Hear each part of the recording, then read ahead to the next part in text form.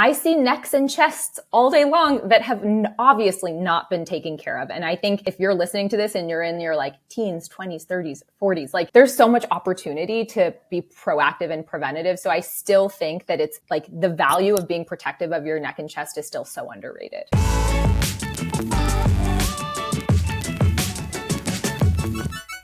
Alrighty, so Dr. Sam Ellis, thank you so much for joining me on the podcast. I am really excited to talk to you about all things Dr. Sam Ellis, but also, of course, your new line, Prequel. Thank you so much. I'm really excited to be here. So many exciting things. So I like to start every podcast by asking my guests, what is your first skincare memory? So I think probably one of my first skincare memories is actually Mary Kay. I don't even know if people will know what that is, but I used to be a competitive swimmer, and I remember like every girl on the swim team, like I think one of the girls' moms like sold Mary Kay. And so like my mom bought me a cleanser from Mary Kay, and I was like so excited to have a cleanser, even though my skin was fine. I hadn't really taken care of it, but I just felt like, ooh, I'm like becoming a woman. I'm taking care of my skin now. And I very much remember it. I don't remember the name of the cleanser, but it was in this like white and orange bottle. I think it had like a little bit of salicylic acid in it or something, but that is like my first memory of being like, okay, I'm actually like using skincare now. I'm a woman. Yeah, that's so funny. I think that the most common answers are like Mary Kay, Avon, and Clinique. And I think that kind of wraps up like it's such a millennial thing. Yeah, yes. Totally. It's so funny, but I have very similar memories, and just like the excitement of starting to take care of your skin or put on a little makeup. It just felt like a totally new, exciting world, like all these products. Yeah. And it's so interesting because when I started skincare, like even at that little moment, I don't even know if I really understood like why I was using skincare. I didn't know if it was like purposeful, but it felt like the thing to do. And I feel like people now are like a little bit more intentional with their skincare. So it's interesting to see how like the knowledge around skincare has really grown over the years. Yeah, absolutely. And I'm going to kind of jump the gun here, but I think that's one of the reasons that it's so imperative that people like you and skincare experts are on these platforms to educate, because there's so much information out there now on any topic. Yeah. But it's really important when it comes to caring for our skin that we're getting the most accurate information as possible. So I know what it takes to put all this time and work into this content. So thank you for doing that, honestly. I'm sure you hear it a lot from your followers too, but it's a lot of work to put that content out, and often with no, reward back. So it really is kind of selfless sometimes, but it's so appreciated, I know, from your hundreds of thousands of followers that follow you. Oh, thank you so much. I really appreciate you saying that. And you probably get this too, where you get like a little message or a DM or a comment that is like, thank you. You helped me like finally understand skincare, or help my kid with acne, or whatever. And like those little moments of connection to people, even if you don't know them personally, do make it worth it. And I think a lot of us get on these platforms because there's only so many people I can reach in my office day to day. And I think that was a big inspiration for going on social media, was to be able to like reach more people. And so when you have those little touch points of personal connection, it makes it really special. Yeah, absolutely. I think those little comments really kind of carry you through all the work and all the late hours, Yeah. And all the people who probably don't care about it. Yeah. Yes, exactly. So I know you're very open with your own personal skincare journey. Has there ever been a time in your life where you struggled with your skin? I feel like I actually feel very lucky. Like I feel like my skin has been pretty well behaved my whole life. Little bit of acne when I was a teenager. Probably the most I struggled was, 2 points. One, when I was applying to medical school, I had like my first bout of like hormonal acne. I was 19. I had just come back from studying abroad. And then I was actually living in Ecuador at the time doing research there. And my hormonal acne was insane. And I was 2 months out from interviewing for medical school. And I was like, oh my gosh, no one's going to take me seriously. Like this is horrible. And even though it wasn't that bad, of course, when I look back on it, I was like, oh, I only had like 20 pimples or whatever. It felt so intense, and it felt like, oh my gosh, my confidence is so tied up in my skin. So that was probably the first time. And when I got that under control, I felt a lot better. And then in my pregnancy, I got melasma, which was not cool. That was really frustrating to me. And even though my melasma isn't horrible, as someone, and you can understand this, who is on camera barefaced a lot, doing routines and putting yourself out there, it wasn't even something I was that self-conscious about. But then you get a couple comments being like, how are you giving skincare and advice? You obviously are struggling with your skin. And then it kind of sets you in this little spiral. So those are probably the two main times that I felt like my skin was maybe betraying me a little bit. Yeah, I think the melasma is really, really hard to deal with when you're on camera, because you are showcasing all the work that you put into your skin. But I also think it's really important for people to see too, because even when we have access to the best of the best, every prescription and the knowledge on how to use all of them, even we can't, there's no cure for melasma. So we can just manage it the best we can. And sometimes your skin has other plans, especially when there's hormones and other factors involved. And I'm sure you get these messages as well, where they kind of thank you for being filter free and without makeup so that they can see your really real skin. And I think that's super important. I actually kind of have a little bit of a pet peeve when skincare educators use filters on social media, only because it's an area that we have to kind of come forward as our real selves, because just like somebody who is on camera or on TV and is altering their body with Photoshop, like, it's just unrealistic to young girls especially. And I think it's important that we show the struggles, even as experts. Absolutely. I think you make such a good point about having access to it all, having the fundamental knowledge of how to treat these things and still not being able to cure it or get rid of it completely. And I'm super open with my patients who I'm counseling about their hyperpigmentation or melasma. Like, look, this is something I deal with too. I understand the struggle is so real, but there is this very strong environmental and genetic component to pigmentation that skincare, medications, procedures can only take you so far. And I do agree it's important to really be authentic with your skin if that is something you are educating on, because I think people really do appreciate it. And I think if someone expects you to have perfect skin just because you know a lot about skin, that's an unrealistic expectation. Yeah. That's a great point. Managing expectations is a huge part of what we do. So I think that's really important. And I do want to talk a little bit more about hyperpigmentation, but first I want to know, when you have a very exceptional educational background, by the way, it's very impressive. At what point in your journey did you know that dermatology was for you? Ooh, I think I had even an inkling before I went to medical school that dermatology was interesting to me. But if I'm being perfectly honest, I didn't really know what the specialty entailed. Like, I thought skin was cool. My best friend's dad had this gross cyst on his back, and I was so fascinated by it. I was like, oh man, like, Mr. High, let me drain that for you. So there was something in me that, like, maybe it was like a sickness. But it probably wasn't until I was like halfway through medical school that I really felt like dermatology was sort of calling to me. It fulfilled a lot of particular interests. And my big issue going through med school was that I liked everything. Like, some people like nothing. And when you're choosing your specialty, they're like, well, pick what you liked the best. But my problem was I liked so many things that I struggled with picking dermatology. But if I had to pick like something that sort of encompassed all of those moments, it was, like halfway through med school, after I'd gone through a lot of my rotations. Just skin comes up in every specialty: psychiatry, neurology, like internal medicine, oncology, like anything that I was rotating on, skin was a factor, whether that was like side effects of a medication giving someone skin disease or someone's skin disease being a manifestation of an internal issue. And I just found that to be particularly interesting. Yeah, it is. It is so fascinating. But I'm curious, when you say that, what were some of the other front runners as far as specialties for you? So for sure, OBGYN. So I'm super passionate about women's health. I love my female patients. I feel particularly connected to them. And so I think being in women's health and doing OBGYN was like very, very top of my list. And it was actually a vulvar dermatology clinic, which was like overlap of OBGYN plus dermatology, that kind of like got my wheels spinning about dermatology.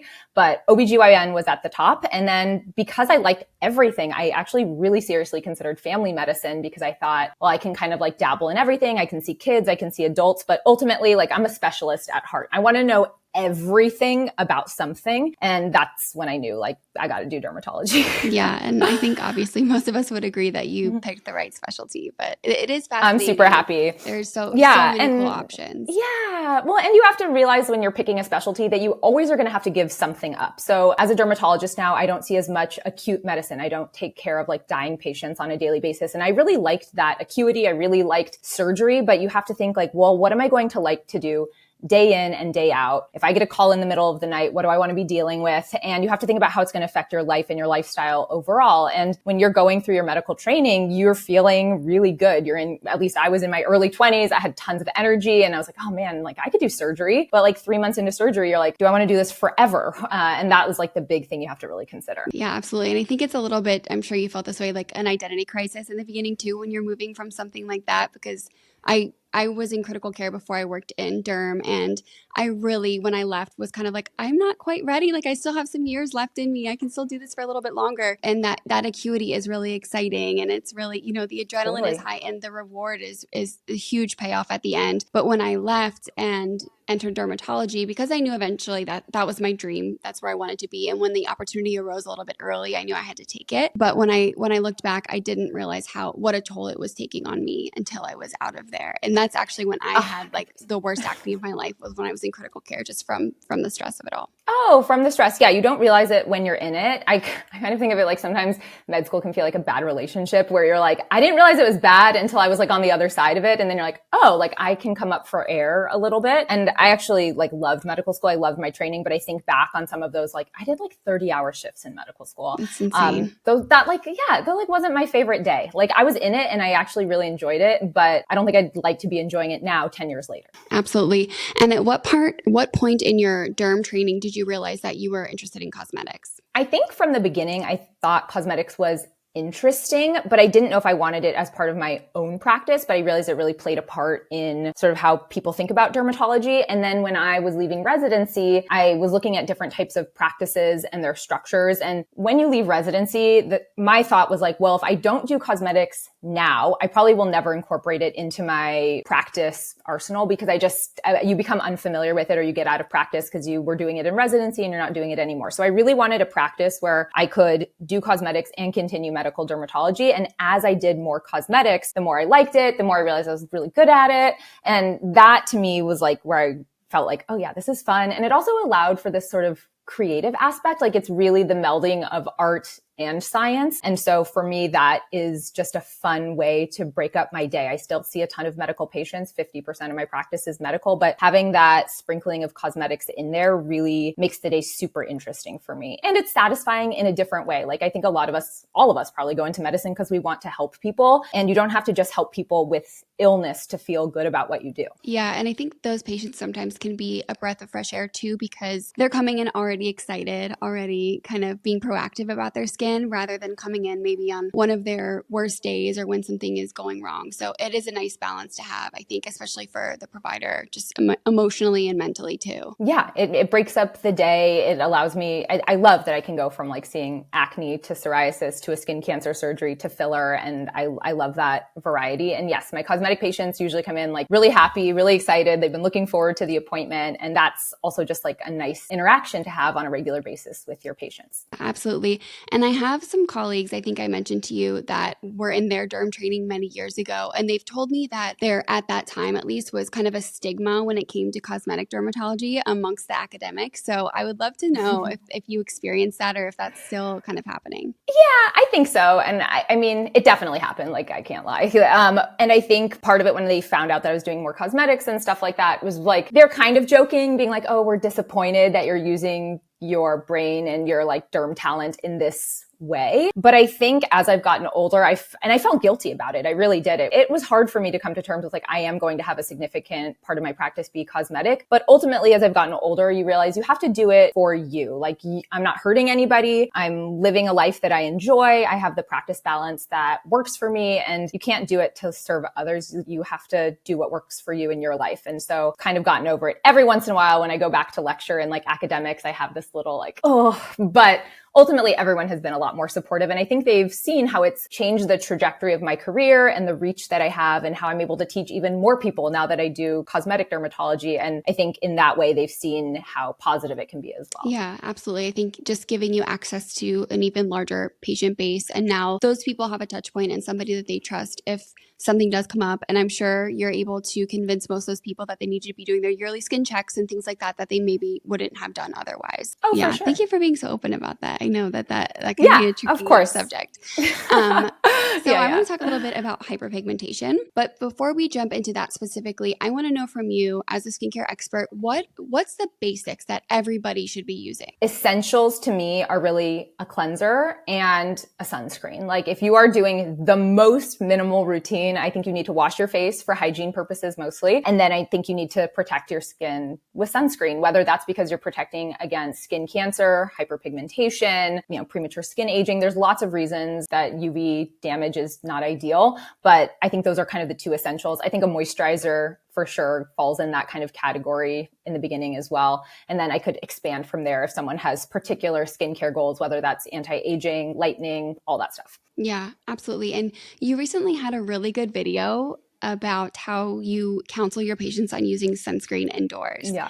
Do you have a second to kind of elaborate on that? Because I loved the way that you said that. That's something, it's just different than the way I educate. And I think I'm going to kind of bring some of those concepts in. Because usually I'm like, well, if you have a window and you're worried about hyperpigmentation, sunscreen. Right. But I'd love to hear, because you had a really great video on that. Thank you. I think, so yeah, a lot of people ask, like, do I need to wear sunscreen indoors? And I think our blanket statement is like, well, just do it and then you don't have to worry about it. But if you're going to get like a little bit more granular about it, the sun that's coming in through your windows, that UVA radiation, because UVB, which causes skin cancer, gets filtered out by windows, but UVA, which causes premature skin aging, hyperpigmentation, does not. So you have to first identify what your skin goals are. If you're wearing sunscreen to protect against skin cancer, you probably don't need to wear it inside, no matter what. If you're using it to age optimally to prevent hyperpigmentation, then your skin's a little bit more vulnerable. So in that case, if you are sitting near a window or when you're inside, you can see your shadow. Those are kind of like the two times where I say you should wear sunscreen. So it's really important to identify your skin goal and the whole reason you're wearing sunscreen in the first place. And once you do that, you can pivot.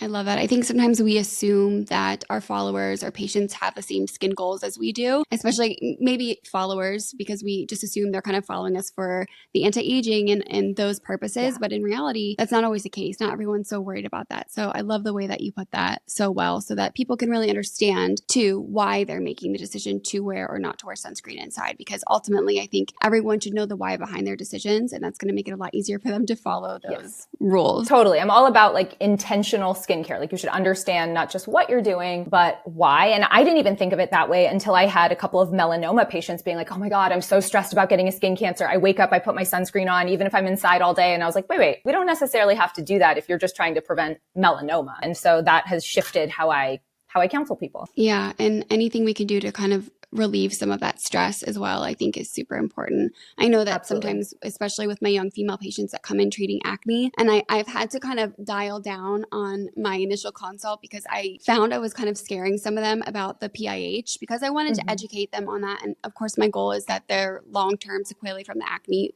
it's as short as possible. But I had some of them who just were, some of them were like trying to put it on before they went to bed. And I was like, okay, I need to lay off on the sunscreen inside thing and just kind of exactly what you said, educate on the reasoning behind my recommendations so that they can understand it a little bit better. Totally. And I also try to have my patients prioritize what their skin goals are. Sometimes it's hard to treat your acne, hyperpigmentation, anti-aging, skin sensitivity all at once. So oftentimes as part of the consultation, I'm discussing like, what is it that bothers you most? Like, what should we tackle first? And so if it's like acne, for example, like we work on the acne, knowing that anti-aging, skin sensitivity, hyperpigmentation might be running in the background. And once we have that under control, we can then expand or pivot the routine accordingly. And yes, like to us, having like a 5-step skincare routine is no big deal. Or talking about 5 different medications, like we know those names, we're familiar, we know how they work, we know how to put them on. But for most patients, if you're introducing more than one medication or more than one treatment step in a visit, it can become really overwhelming. And so I've realized with time and practice that you just kind of have to start small,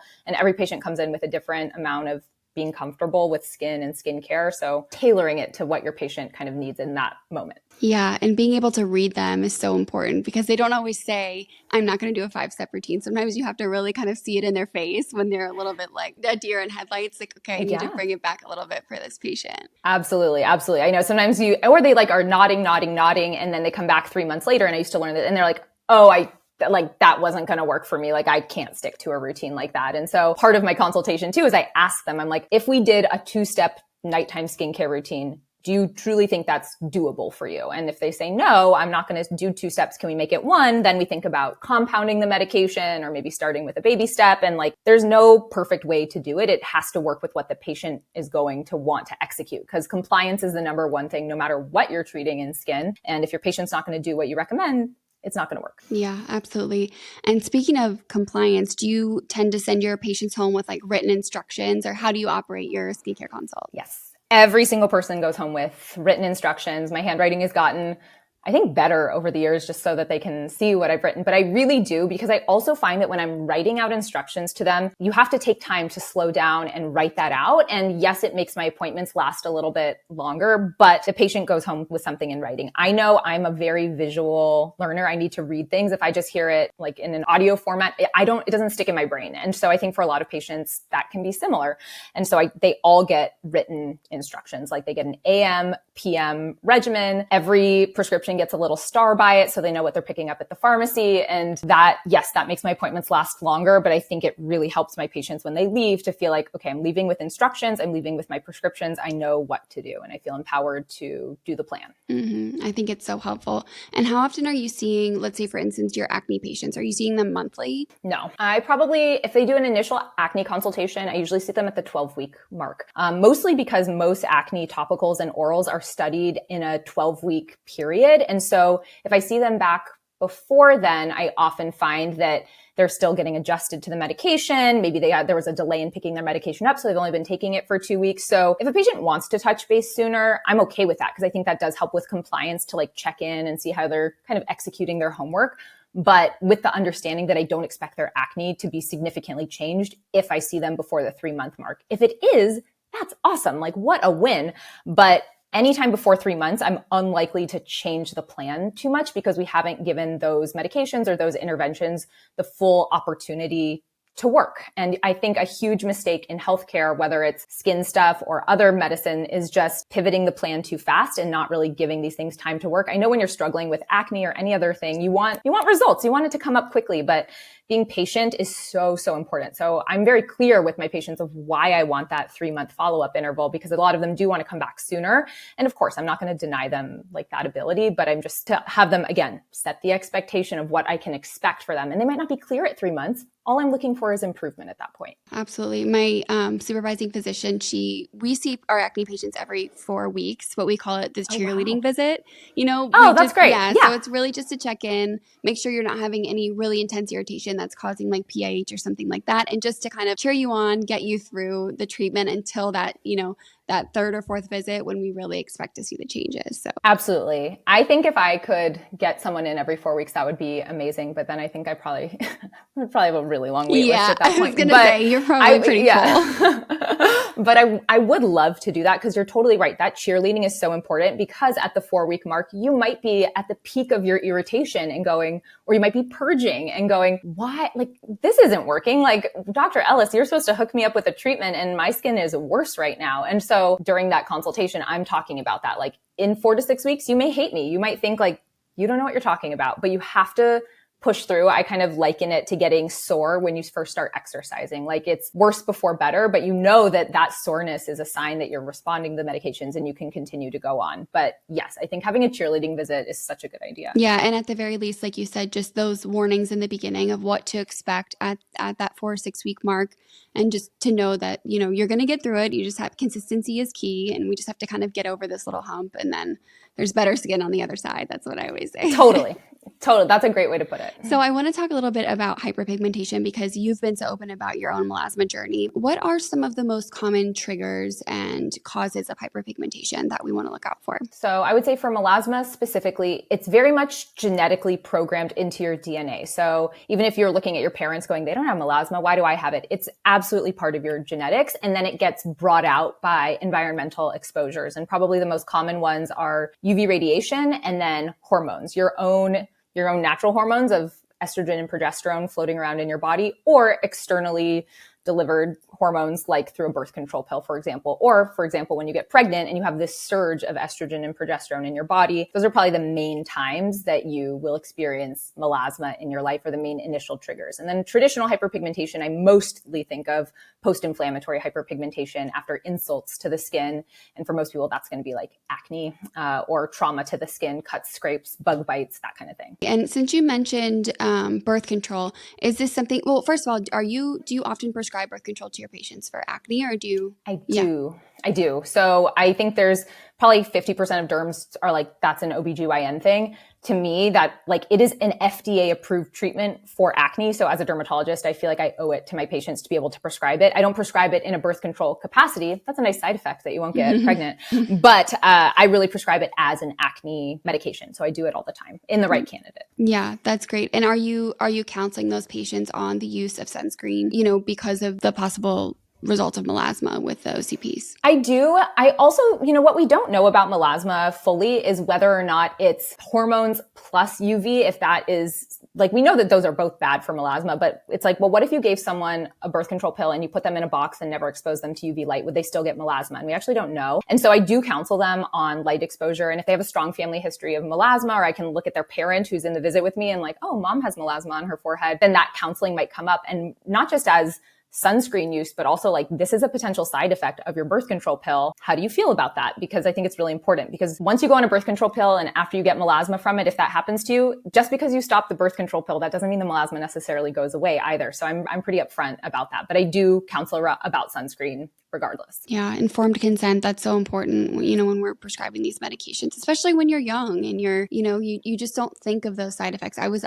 put on birth control when I was 15 and no one mentioned it to me. And so I had melasma super early and oh, wow. And I wish, so it was under very good control before I got pregnant. And then of course, I knew when I got pregnant it was going to flare, even doing all the things. So totally. It's something I wish, I had known, because maybe I would have made a different decision. And it's hard because I think people are already nervous to go on birth control. And so it's always this balance of giving informed consent without scaring the patient out of a medication that could be super helpful for them. And so walking that line, it's tricky. And I think as a physician or someone who takes care of patients, like you just always have to kind of find that balance. Yeah, with everything, right? With procedures, with medications, everything. And it is a fine balance, absolutely. So speaking of procedures, are there any in-office procedures that you like for your melasma patients or for your melasma specifically, and which ones do you have them avoid? So I kind of think of in-office procedures for melasma as so secondary. Like I'm very much a medication or skin interventions first. And then I feel like procedures might help lighten the melasma, but the chance that the melasma rebounds if they're not doing all of the skincare that they need to be doing is really, really high. So I'm very upfront with that. I'm like, if you do a series of chemical peels, you might have temporary improvement in your melasma, but when you go to Hawaii, all of that hard work could be undone. So I'm very clear about that. But I think a series of something like glycolic acid or alpha hydroxy chemical peels or salicylic acid peels in people who have deeper skin tones can be helpful, but they need to be done like pretty regularly, like every 2 to 3 weeks for a series of about 6 is what most of the research shows. So that's intensive, and not every patient, I would say most patients aren't into that because of the downtime and just the frequency of need. Clear and Brilliant laser, which is a really gentle resurfacing laser, has some nice data to show that it helps with melasma. When I'm counseling my patients about it, I tell them, I would say, don't count on this to improve your melasma. If you're only doing this laser for your melasma, that wouldn't be my first recommendation. But if you also want to refine your pores, stimulate collagen, and you don't want to worsen your melasma in the process with a more aggressive laser, which I can talk about in a second, then Clear and Brilliant is a nice option for you, because there are more intense resurfacing lasers like Fraxel, for example, but I don't recommend that in my melasma patients because those lasers deliver so much heat to the skin, and heat is, a known trigger for hyperpigmentation and melasma, that I'm worried about it. So I am very conservative in my procedures for my melasma patients. And in the data that we have for Clear and Brilliant, what is the rebound like for melasma patients? So if they're not taking care of their skin, basically it's going to come back. So it's similar. So that's a super important thing. A lot of my patients who are doing laser or peel or whatever, they are also going to be on topical hydroquinone, topical retinoids, strict SPF and sun protection protocol. If they're not doing that, then to me, laser is like, it's not off the table, but the expectation should be really limited in what that laser can do for you.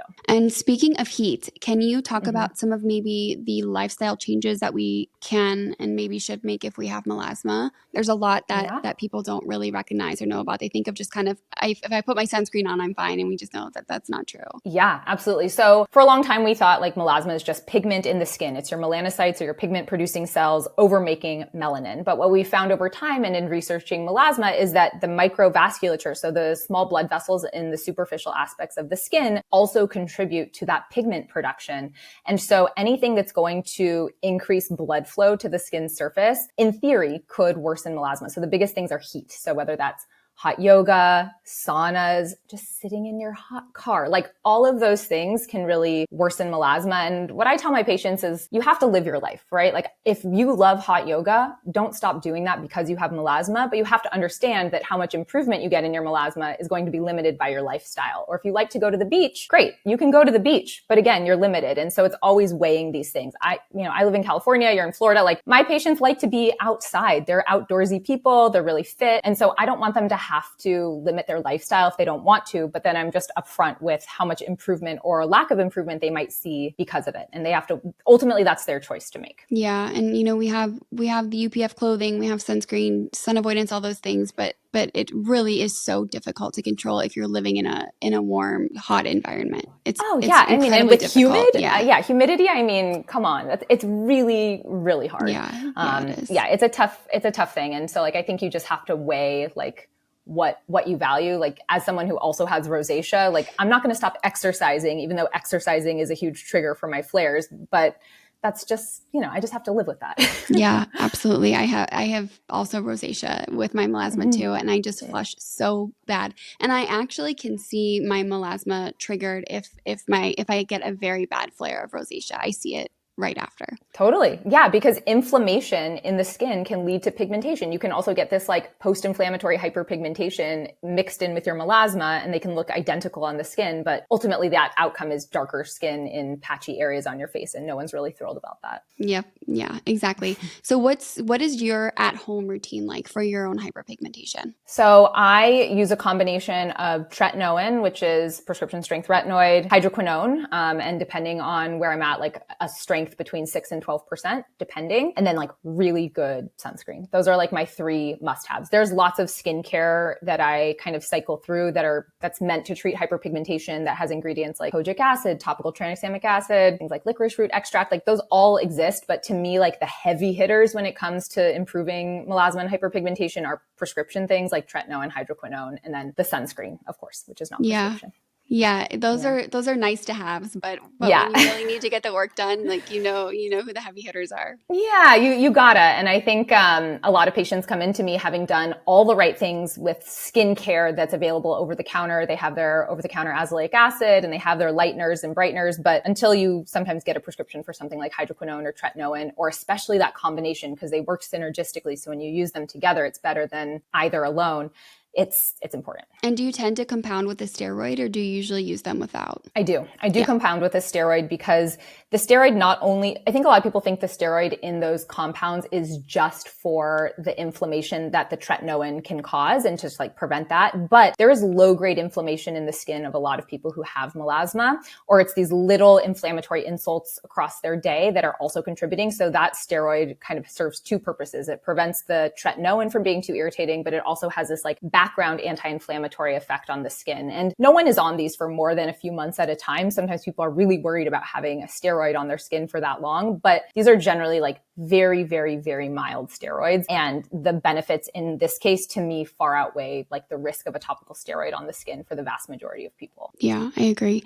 And what can be done, because this is a super common question that I'm sure you get as well, what can be done to prevent and treat melasma during pregnancy? Because our options are so limited. It's tough. I mean, I think you're a bit limited mostly because your hormones are surging. That's like pushing on the gas pedal of your melasma. So anything that you're trying to halt it with, like the brake pedal is basically non-functional in pregnancy. You can't use retinoids or hydroquinone, or it's not recommended to out of an abundance of caution. And so for me, I mean, can you use like over-the-counter skincare? Sure. And maybe that limited it. So I used 20% azelaic acid during my pregnancy because that's prescription. It helped with my acne as well. It helps with my rosacea. Azelaic acid to me is just like a little hero. But was I really expecting my melasma not to get worse in pregnancy? No, I knew it would. So my goal was like, can I slow it a little bit? But right. Sun protection to me, like the sun protection is the biggest factor. And that's the thing you have the most control over safely in your pregnancy. I think too, speaking on kind of your lifestyle, it was so important for me when I was pregnant to get outside. It was so important for my mental health. So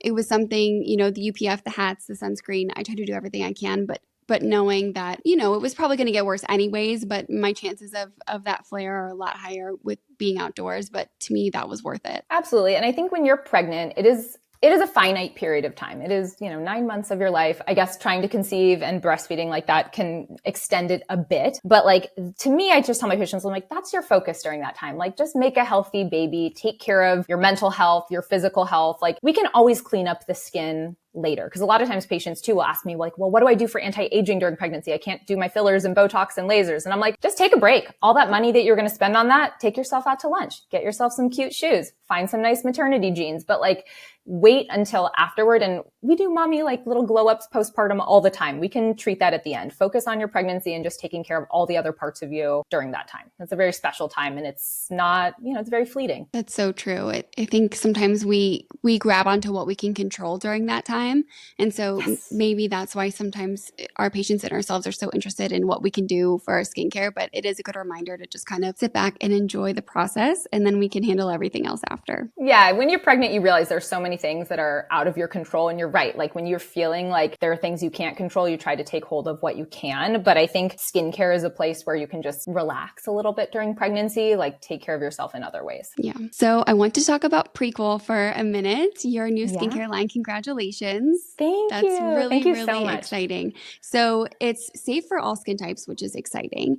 And you call it Basic Plus. So can you tell us a little bit about what you mean by that? Yeah. So I was like, should we call it Basic Plus? Does that sound like too basic? But the whole point of creating Prequel was to create a skincare line that fulfills the essential needs of skincare. Gentle cleanser, good skin barrier support with all of your hydrators and moisturizers and things like that. But then elevate that experience, because that was the thing that I felt like was missing the most in the skincare landscape, was something that fulfills the essential needs of my patients, but has this luxurious component to it where it's enjoyable to use. There might be a little bit more advanced skincare technology. And then the last part is that it's affordable. So you still get that affordability of a basic lotion or cleanser, but you actually are motivated to use it. And that was really important to me because, again, like we talked about before, compliance. And it doesn't matter how gentle the cleanser is if someone doesn't like how it lathers on their skin, or they feel like it dries them out or whatever. And so, or they don't want to use it because it looks ugly on their vanity. Like all these little things, as like a skincare person who like loves skincare, those are all things that go through my mind. And so I wanted a line that really fit that space. Yeah, I love that. And speaking of luxurious, the formulations really are like, they're a treat to use, which is Thank you. Someone who uses a lot of skincare and has for many years. I actually look forward to washing my face with this cleanser. Is that the texture that we're feeling, and I can't like quite put my finger on it, is that from the glycerin, the high percentage of it's glycerin? From the glycerin. Yeah, it's exactly. so nice. Yeah, it's like a jelly, and glycerin, if you just took like pure glycerin, is sticky. So we had to get it formulated in a way where it didn't feel sticky and it just had this like cushiony jelly feel. But then it was also so important in my like gentle cleanser that it foamed up, because I've used a lot of gentle cleansers over the years that don't foam. And it's not to say that's a bad cleanser, and I've recommended those for years, but for me and my cleansing experience, I want that lather. And so that was sort of it. But yes, it's the glycerin in there that's giving it that cushiony feel. And it's also what keeps the skin feeling hydrated even after you rinse it off, because you get a little bit of deposition of that glycerin on the skin, which is going to draw water to the skin surface and keep your skin hydrated even after you've washed it. Yeah. And the lather or the foaming that you get, it is one of those where you can just tell it's not going to strip the skin. I think sometimes I'm nervous to recommend foaming and really lathering cleansers to my dry skin types. The reason I'm saying this is because my followers will have heard me say, don't use a foaming cleanser if you have dry skin, but this is really so different. And you can tell immediately the first time you use it that it's different and it's not going to be drying or stripping. Thank you. Yeah, I really think this is like a unique cleanser. Like I feel like if you lined up 15 cleansers and blindfolded me, I could pull out the Glenser, which stands for glycerin cleanser, like every time because of that unique texture. And I really did formulate it selfishly with like my skin and my patient's skin in mind. And a lot of my patients are dealing with issues with their skin barrier, whether it's because of their acne, rosacea, psoriasis, eczema. And they're always like, they need skincare too. It's not just about the medications that they're on. They need skincare to complement that. And so that's what I wanted Prequel to be. Yeah. And I think that's a really good point, because that's a lot of my patients or my questions in my DMs, patients who have been prescribed a medication and then given no direction on how to use it or what to use it with. Kills me. And even after they've then asked well, what cleanser should I use? They get the answer that, oh, it doesn't matter. Use anything you want. I'm like, it matters. It matters so much. So I'm glad that we have these products to recommend that are really just super gentle on the skin. And we know that someone on these topical medications, we really want those medications to do the heavy lifting. So being able to comfortably recommend something that we know is going to be beneficial for the skin, but isn't going to, irritate or hinder anything else that we're doing, I think is super important. Absolutely. It needs to complement whatever things that they're doing. And to me also help. So obviously there are some things to launch in Prequel that are coming soon, but we're working on things that actually have been proven to help eczema, not just be a supportive, but also act in a treatment capacity as well. So I'm really excited for those to come. Oh, that's so exciting. I can't wait to see what you guys have cooking. Thank you. And the moisturizer, it's sold out, right? I know. I'm so bummed about that. I mean, it's a good problem to have. I'm honored and thrilled that people were so excited about it, because I don't think we expected people to be so hyped about the moisturizer, but now I get it. So it'll come back. Yeah, and it's wonderful. It has urea. It's great for that rough and bumpy skin. And the sizes of everything are so large that it's really easy to use both. I keep the cleanser in my shower because then I can use it on my face and my body, which I love. And you get a lot for your buck. You're going to use these products for quite a while. Yeah. I wanted it value. I wanted people when they buy it to not, it's not just affordable, but it's also you get a lot of product. But I also didn't want people to feel too precious with their product. As someone who uses almost a $200 vitamin C serum, I can feel the pain of getting to the bottom of the bottle and being oh my God, I'm going to have to repurchase this. So I really wanted people to feel I can go in and I can cleanse my body with this. I can use it on my face. I can use the lotion everywhere. I can go in with ointment and not worry about using it up, because they'll be able to repurchase it and it's not going to break the bank.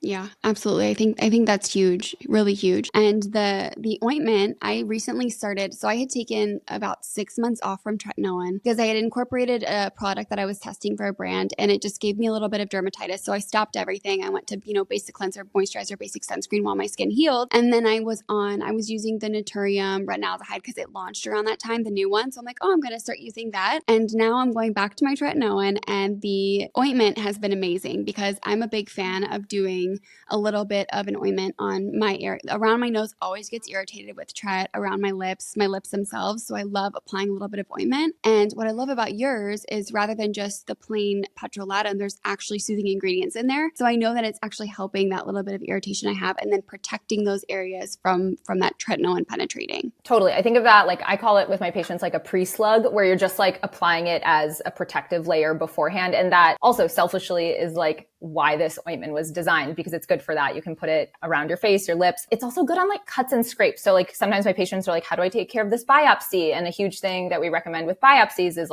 you just kind of keep it goopy, keep it hydrated, keep it covered. And so using a petrolatum based ointment is always important for that. So I wanted a very versatile product, but that one that didn't feel as maybe heavy or as sticky or greasy as some of the traditional petrolatum based ointments out there that I've been recommending for so long. Yeah. And it's great too, because you said, you can recommend this for your patients, but then there's so many other applications that they can use it for. And it is a big tube. It's a lot bigger than most ointments that you get. So it's great that you have different applications you can use it for. Thank you. Yeah. So can you give us any hints on what's coming next, whether it be a product, or do you plan to go into any other retailers or just anything at all that is exciting? Yeah. We're definitely talking to brick and mortar retailers. So that's very exciting. And there's been a lot of interest, which is awesome. I'm sure. And then I think as a dermatologist, I would be remiss if we didn't do things like antioxidants and sun protection as part of Prequel. So those might be things you can look forward to in the coming 6 months or so. That's exciting. I'm so excited to see what these might be, especially a sunscreen, because the textures of what we've seen so far are so magical that I know it's going to be really special. So yeah, you got to get that one. You got to get that one right, Always. Yeah. There are a lot of sunscreen critics out there. You have to get that one right. For sure. So if someone wanted to start with just one product to kind of dip their toes into your your line, which one would you recommend? I think the cleanser, the glycerin-based cleanser, I feel like that is just good for so many different skin types. You can use it on babies, on kids, like on your head and like on your body. Also, like tons of people have been messaging me that like their male partners really like this. And I think that's also nice, is like things that your partner can also use and enjoy. The other day, my husband popped out of the shower and was like, babe, this cleanser, like this is really good. And I was like, yeah, okay, thank you. Yeah, I know. But he just seemed so shocked by it. I was like sort of offended. But I think the cleanser would be where I would start with things, because I just think it's such a lovely, it's really to me like a special cleanser that I don't think anyone's ever really tried something like before. Yeah, having tried everything, they're all great, but I have to agree. I think the cleanser is really, really special. So aside from your line, what is your holy grail product in your routine that you will never live without? Like specific, like brand and everything, or just like? It could be, or it could just be a category of product. Honestly, like my Korean sunscreens are probably like I think the sunscreens that you can get abroad at this point are just so amazing. And I know not everyone has access to them, but I feel like the textures are just really lovely, and they don't have that traditional chemical sunscreen smell that I associate with my competitive swimming days. And it's just like, oh my God, I feel like I'm at a swim meet when I use that. And I'm not opposed to that. I use tons of American sunscreens. Obviously, I'm working on an American sunscreen, but I think my like Korean sunscreens are probably like holy grail in my routine. And they're probably one of my most common recommendations to my friends and family who are looking for something different, unique, but also really valuable to add to their skincare kind of lineup. That's a great recommendation. I don't think anyone has said something close to that before. And you're so right. And I can't wait until hopefully one day we get some approval for some better screens. I know. I feel like they're in talks. Like I think people finally, like the influencers in the skincare world have spoken. And I feel like getting that hype up again around like getting some more modern filters approved it would crush. Like we could do so many amazing things with better sunscreen filters in terms of just like making sunscreen a more desirable type of product to use for people. So I can cross my fingers. Yeah, here's hoping, right? Right. Okay. So one of my last questions is, what is your most underrated skincare tip? Ooh, that's really tricky. Underrated skincare tip. I don't know if I have a good answer for that. Like something that maybe someone wouldn't like think about for their skin. Yeah. Well, I feel like now in the influencer world where people like talk about like all the little hidden tips, they're all out there now. All the secrets are out. That's true. I think for me, the biggest skincare tip is taking care of skin before it reaches a point where you care about it. So like I think neck and chest, even though we say it all the time, add your skincare products to your neck and chest. I see necks and chests all day long that have obviously not been taken care of. And I think if you're listening to this and you're in your like teens, 20s, 30s, 40s, like there's so much opportunity to be proactive and preventative. So I still think that it's like the value of being protective of your neck and chest is still so underrated. I agree. I think even my chest looks different than my face and I stopped getting sun in my late 20s. It's just all those years of the damage, it comes out, and you do everything you can to reverse, but I always say there's nothing like prevention. Yeah. Prevention is going to beat treatment every single day. Absolutely. And you have, your kind of the stores of collagen in your neck and chest are just so much less than what's in your face. So like your neck and chest don't need as many hits from the sun to really show that damage. And so you have to almost protect them more, but we're usually not cognizant of our neck and chest until maybe our 30s or 40s when we start to see that damage catch up with us. And again, I'm not trying to like make people scared of the sun. Like I want people to enjoy their life, but just have a healthy respect for like what it can do and what preventing against sun damage can also help with. Mm-hmm. That's a great tip.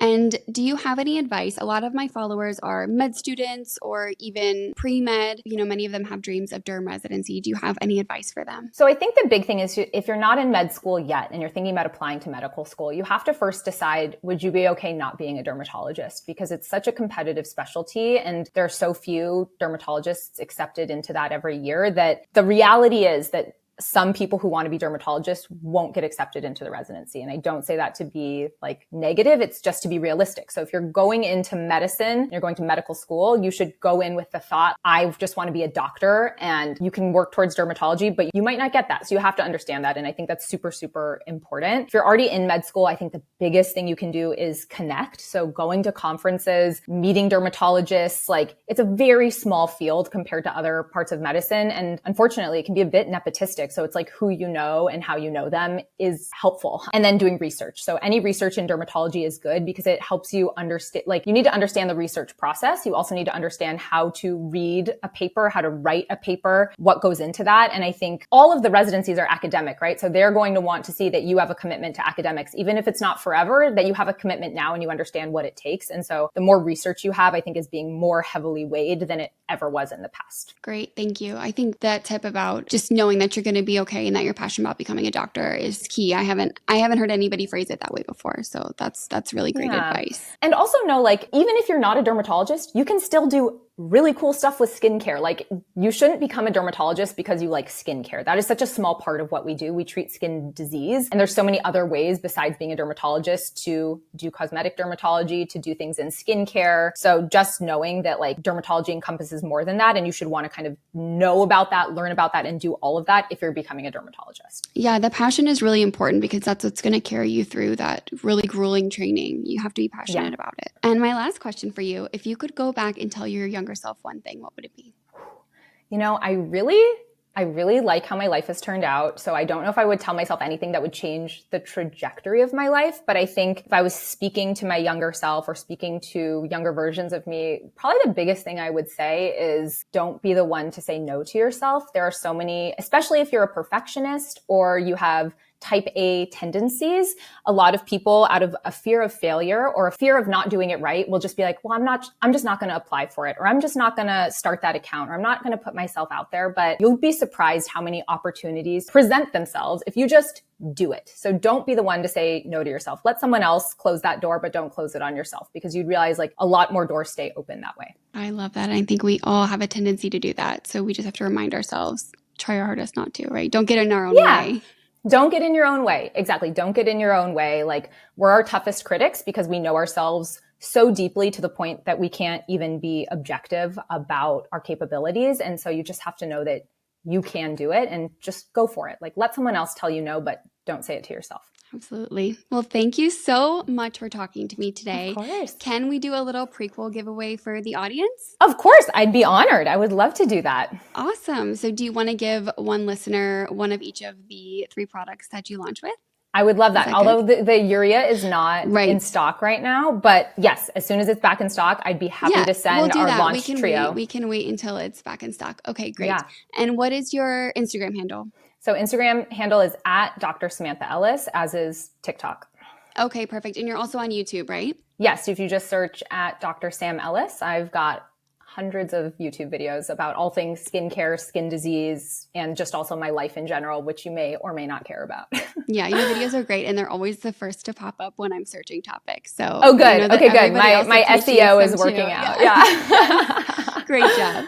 So, okay, so let's have them follow you on Instagram. They can follow me on Instagram, and then I'm going to have a little reel, just some sound bites from this video. Just go ahead and comment on that, what you took away from this episode. If there were any, statements that really rang true for you, we'd love to hear about it. So thank you so, so much, Dr. Sam. Oh, of course. It's been an honor. So nice to talk with you.